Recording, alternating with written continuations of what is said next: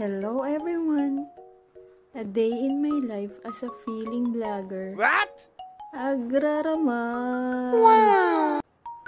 Aminin nyo, paggising nyo ng umaga, cellphone agad yung hahawakan nyo. But nice. Before that, thank you Lord at nagising ako. Dapat ganon.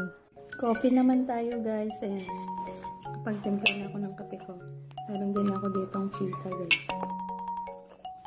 Ganitong breakfast lang guys, okay na.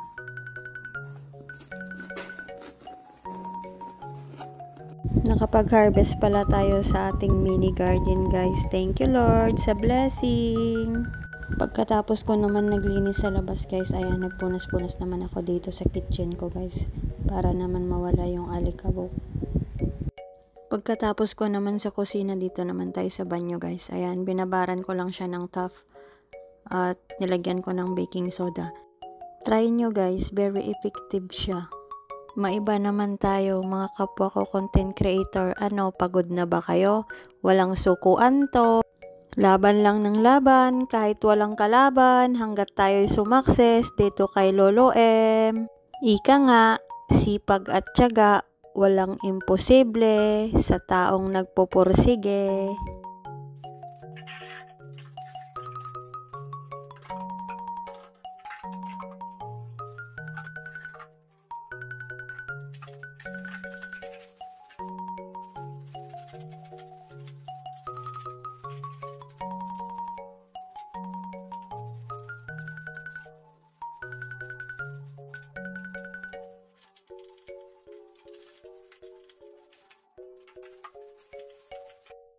Ayun, pagkatapos ko naman maglinis sa banyo guys, ayan, magluluto naman ako ng lunch ko guys. Nagmamarinate pala ako dyan ng chicken guys.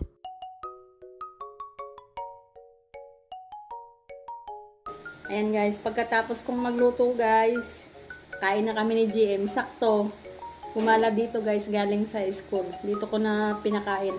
Nag-ulam kami ng chicken, inasal. Ayan guys, oh. Ginawa ko lang kanina. Kain guys! Sarap! Kinahaponan naman guys. Ayan, kita nyo naman. Pinapasyal namin ni GM yung mga aso ko. Ayan, ang ganda pa ng tanawin, no? Kita nyo dyan guys, yung aso. Gusto niya rin mag-video. Ayan, no, si Chucho. Lakad! Dito kami ni GM guys, oh. Lakad-lakad kami dito sa may palayan guys. Ayan. Kita nyo yan guys, oh. Oh, wow.